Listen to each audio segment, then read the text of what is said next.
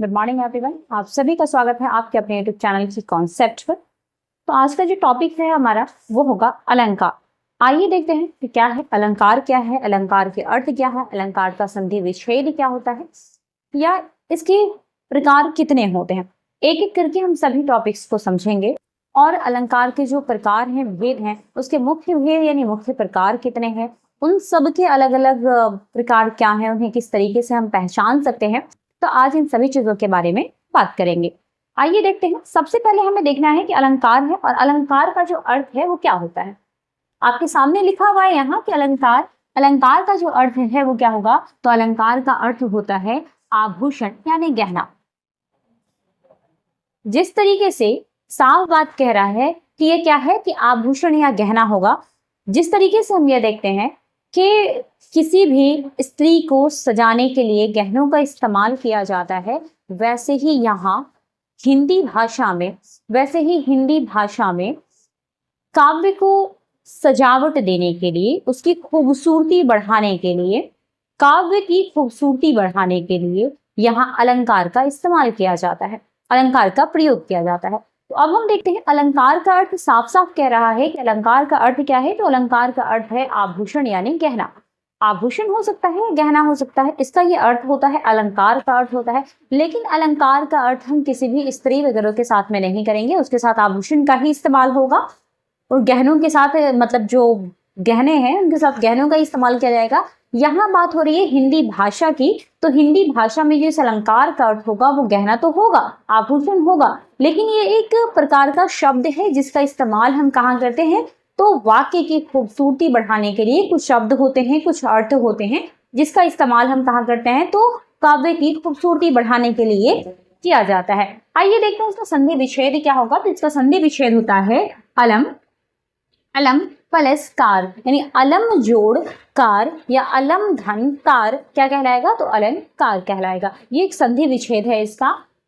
अगली बात है कि इसकी परिभाषा क्या होती है अलंकार की। तो यहाँ साफ कह रहा है कि काव्य की शोभा बढ़ाने वाले तत्व को अलंकार कहते हैं। मतलब वैसे तत्व या वैसे शब्द जिससे काव्य की शोभा बढ़ रही हो उसे हम क्या कहेंगे, अलंकार कहेंगे। साफ हो चुका होगा, क्लियर हो चुका है, आप इसे समझ भी रहे होंगे बेहतर तरीके से।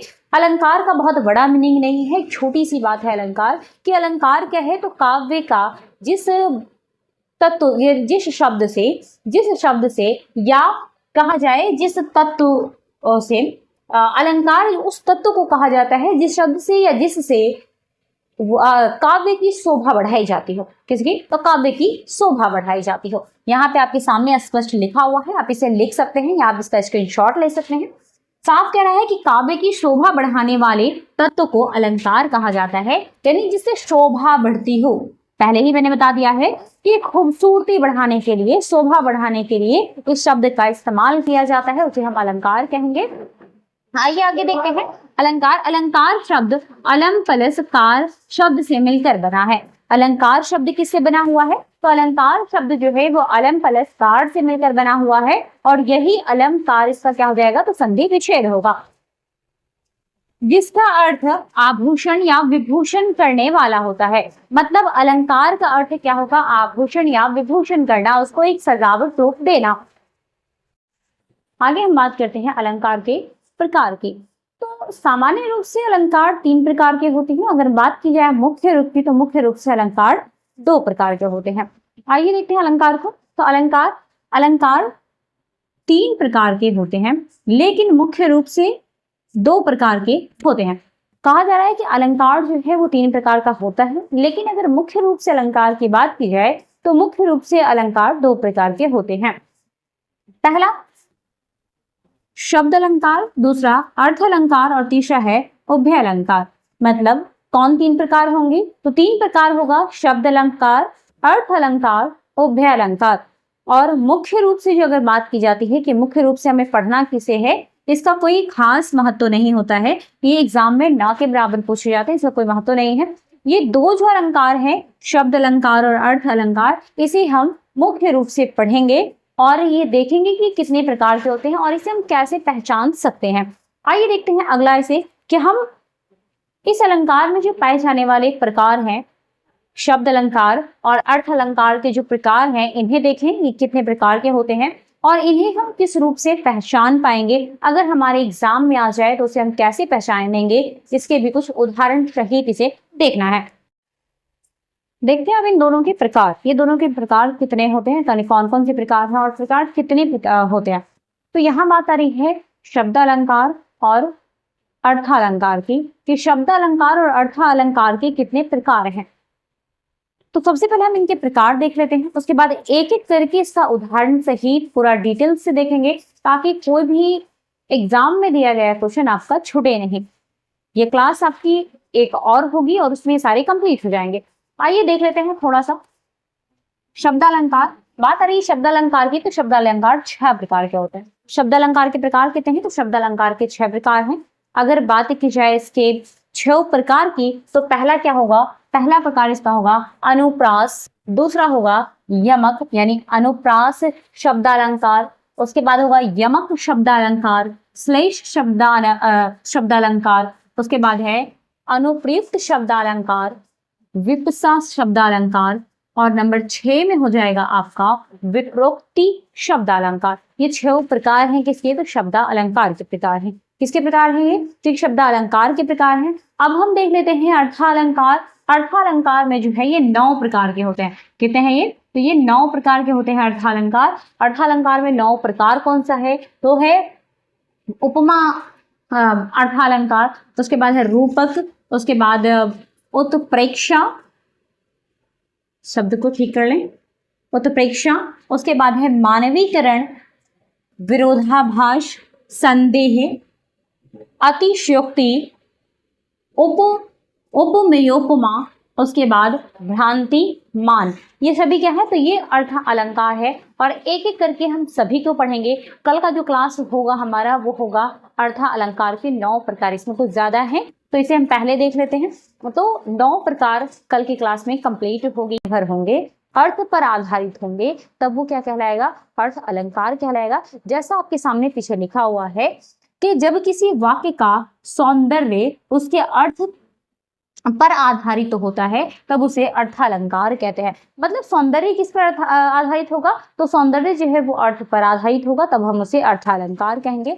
अर्थालंकार के प्रकार क्या होते हैं, तो अर्थालंकार के मुख्यतः 5 प्रकार होते हैं। किसके, तो अर्थ अलंकार के मुख्यतः 5 प्रकार होते हैं। आइए देखते हैं ये पांचों कौन कौन से प्रकार है। सबसे पहला इसका प्रकार क्या हो जाएगा, उपमा अलंकार, दूसरा हो जाएगा रूपक अलंकार, तीसरा हो जाएगा उत्प्रेक्षा अलंकार, चौथा हो जाएगा अतिशयोक्ति अलंकार और 5वां हो जाएगा मानवीकरण अलंकार। सबसे पहला हम देखते हैं, पहला क्या था, तो उपमा अलंकार। उपमा अलंकार है क्या, तो बात हो रही है उपमा अलंकार की। तो उपमा अलंकार क्या है, तो जब पंक्ति में योजक चिन्ह, आप चिन्ह भी पढ़े होंगे,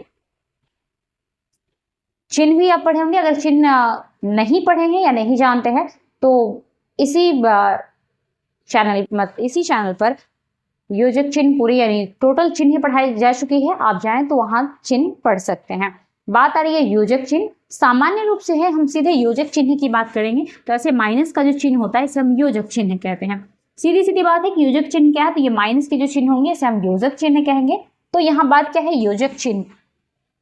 उपमा अलंकार हम कैसे पहचानेंगे, तो क्या किया जा रहा है कि जब पंक्ति में योजक चिन्ह आए और उसके बाद शब्द सा, से, सी, सरिस इत्यादि आ जाए।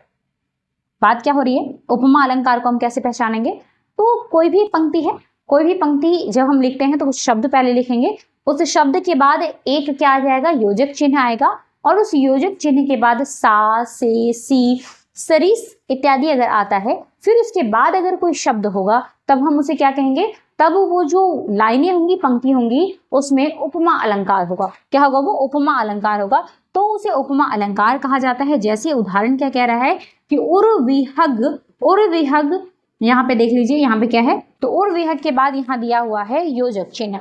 योजक चिन्ह क्या है, यहाँ ये जो चिन्ह है ये योजक चिन्ह है। तो उर्विहग सा उड़ रहा है नील गगन के बीच, कहा जा रहा है कि उर्विहग सा उड़ रहा है नील गगन के बीच।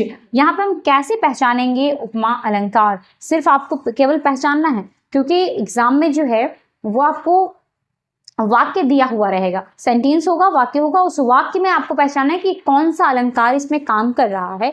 तो जैसे ही एक योजक चिन्ह आ जाए, ये माइनस का चिन्ह हो, सा लिखा हो, से लिखा हो, माइनस चिन्ह के बाद सी लिखा हो, सरिस लिखा हो, तो ऐसे शब्द अगर लिखे होंगे तब हम उसे क्या कहेंगे, ये उपमा अलंकार है। मतलब उपमा अलंकार पहचानने के लिए कोई बड़ी चीजें नहीं है, केवल इतना ही है, इतना ही ध्यान रखें, इतनी सारी चीजें आपको याद करने की भी जरूरत नहीं है। ये लाइनें जो है आपका इंपॉर्टेंट है, इसे याद कर सकते हैं कि उपमा अलंकार की मुख्यतः भाग कितने होते हैं या मुख्यतः प्रकार कितने होते हैं। तो उपमा अलंकार के मुख्यतः 5 प्रकार होते हैं। दूसरी चीज है कि उपमा अलंकार क्या है। तो उपमा अलंकार में आपको बहुत सारी इतनी सारी चीजें जानने की जरूरत नहीं है। उपमा अलंकार में सिर्फ आप ये याद रख सकते हैं कि योजक चिन्ह के बाद, यानी कहीं माइनस ऐसा लिखा हो, माइनस के बाद सा हो या से हो या फिर सी हो, या हम कह सकते हैं सरिस हो। अगर ऐसे कुछ शब्द आ जाते हैं या ऐसे कुछ अक्षर लिखे हुए हैं और उससे पहले क्या लगा हुआ है, एक चिन्ह लगा हुआ है, योजक चिन्ह लगा हुआ है, बस इतना ही आपको पहचानना है और ये क्या होगा, ये उपमा अलंकार होगा। आइए अगला देखते हैं। आइए देखते हैं रूपक अलंकार। रूपक अलंकार क्या है, तो कहा क्या जा रहा है कि जब पंक्ति में केवल योजक चिन्ह हो। पहले हमने क्या पढ़ा, उपमा अलंकार में यह हमने देखा है कि पंक्ति में योजक चिन्ह तो होगा, लेकिन उस योजक चिन्ह के बाद सा से सी इत्यादि आएंगे तो उसे हम उपमा अलंकार कहेंगे। लेकिन बिल्कुल इसका उल्टा है रूपक अलंकार, कि पंक्ति में योजक चिन्ह तो होगा लेकिन उस योजक चिन्ह के बाद सा से सी ऐसे कोई भी शब्द नहीं आएंगे, तब ये क्या कहलाएगा, तो ये कहलाएगा रूपक अलंकार। क्या कहलाएगा, ये रूपक अलंकार कहलाएगा। साफ आइए देखते हैं कि जब पंक्ति में केवल योजक चिन्ह आए और सा से सी ना हो तो उसे रूपक अलंकार कहा जाता है। उदाहरण हम देख लेते हैं रूपक अलंकार का। रूपक अलंकार का उदाहरण क्या है, तो आप यहाँ क्या देख रहे हैं कि चरण, यहाँ पर योजक चिन्ह आ गया, चरण कमल बंदो हरि राय। उसके बाद दूसरा यहाँ है मैया मैं तो चंद्र, यहाँ पर क्या है, फिर यहाँ पर क्या आ रहा है, तो यहाँ पे एक योजक चिन्ह है। तो यहाँ क्या है कि मैया मैं तो चंद्र, योजक चिन्ह आया, खिलौना लहूं।